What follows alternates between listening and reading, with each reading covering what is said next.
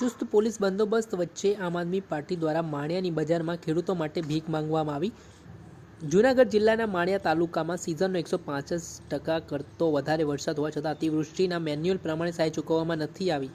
October માસમાં 4 inch કરતાં વધારે વરસાદ પડ્યો હોવા છતાં કમોસમી વરસાદનો મેન્યુઅલ પ્રમાણે પણ સહાય ચૂકવવામાં નથી આવી અને ખેડૂતોને જાણી જોઈને સહાયથી વંચિત રાખવામાં આવતા હોય તે પ્રકારના આરોપો આમ આદમી પાર્ટીના નેતા રાજુ કરપડાએ કર્યા છે। સાથે તેમણે કહ્યું છે સરકાર પાસે સહાય ચૂકવવા માટે પૈસા ન હોય તેઓ માણિયાની મેઇન બજારમાં આમ આદમી પાર્ટીના કાર્યકર્તાઓને સાથે રાખીને ખેડૂતો માટે ભીખ માંગતા જોવા મળ્યા હતા અને તેમાં એકત્ર થયેલા મામલતદાર મારફતે સરકારને મોકલવાનો પ્રયત્ન પણ કર્યો હતો। તેમણે એવું પણ આરોપ કર્યા છે કે માત્ર બારદાન નહીં હોવાથી છેલ્લા 14 દિવસથી માળિયા તાલુકામાં ટેકાના ભાવે મગફળીની ખરીદી પણ બંધ છે, જેનાથી ખેડૂતો ખૂબ જ હેરાન પરેશાન થઈ રહ્યા છે। ત્યારે માળિયાના બજારમાં બારદાન માટે પણ ખેડૂતોને સાથે રાખી આમ આદમી પાર્ટી દ્વારા ભીખ માંગી આજરોજ મામલતદાર મારફતે સરકારને બારદાન તેમજ રોકડ રકમ આપવામાં આવી હતી। આ મામલાને લઈને શું કહી રહ્યા છે આમ આદમી પાર્ટીના નેતા રાજુ કરપડા તે સાંભળી લો। સરકારની વેબસાઇટ પરના આંકડા મુજબ 165% વરસાદ માળિયા તાલુકામાં થયો છે। સરકારની જ ગાઈડલાઈન છે અતિવૃષ્ટિ કેને કહી શકાય તો 120% કરતાં વધારે વરસાદ સિઝનનો પડે એ વિસ્તારને એ તાલુકાને અતિવૃષ્ટિમાં સમાવેશ કરી એને સહાય ચૂકવવી। નંબર 2 કે કમોસમી વરસાદ કોને ગણવો, એક અતિવૃષ્ટિ છે એમાં પણ સહાય મળે।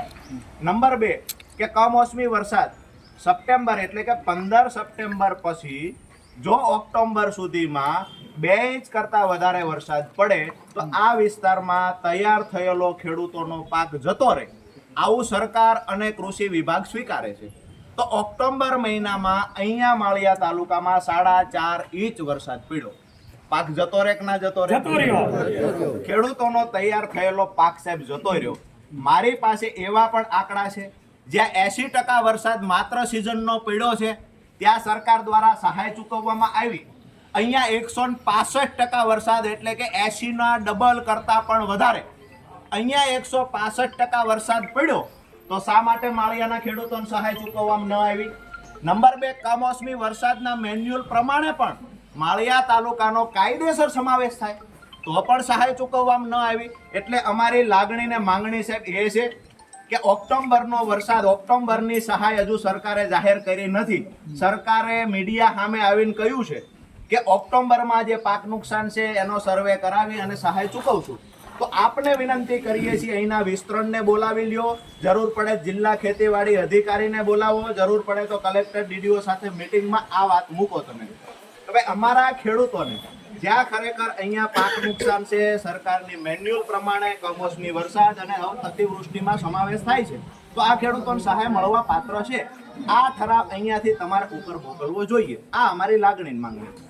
આ મામલાને લઈને આમ આદમી પાર્ટીના નેતા રાજુ કરપડાએ કહ્યું કે જે સ્થિતિનું નિર્માણ થયું છે અતિવૃષ્ટિના કારણે જે મેન્યુઅલ પ્રમાણે સરકારે સહાય ચૂકવવી જોઈએ ખેડૂતોને તે પ્રકારની સહાય ચૂકવવામાં નથી આવી। સાથે તેમણે કહ્યું છે કે આજે બારદાન નથી તેના કારણે છેલ્લા 14 દિવસથી ખેડૂતો જે મગફળી ટેકાના ભાવ ખરીદવા માટે માર્કેટ યાર્ડ જઈ રહ્યા છે તે બજાર બંધ રાખવાની નોબત આવી છે। આ સંદર્ભમાં કિસાન નેતા રાજુ કરપડા, જૂનાગઢ જિલ્લા સંગઠન મંત્રી રાજુભાઈ બોખતરિયા, પિયુષ પરમાર સહિત સ્થાનિક કાર્યકરો તેમજ ખેડૂતો મોટી સંખ્યામાં કાર્યક્રમમાં ઉપસ્થિત રહ્યા હતા અને એક અલગ પ્રકારનો અનોખો વિરોધ છે તે આમ આદમી પાર્ટી દ્વારા નોંધાવવામાં આવ્યો હતો। દર્શક મિત્રો, એન કવરેજ ન્યૂઝને આપ લાઇક કરી લો, સબસ્ક્રાઇબ કરી લો અને શેર કરવાનું ભૂલતા નહીં।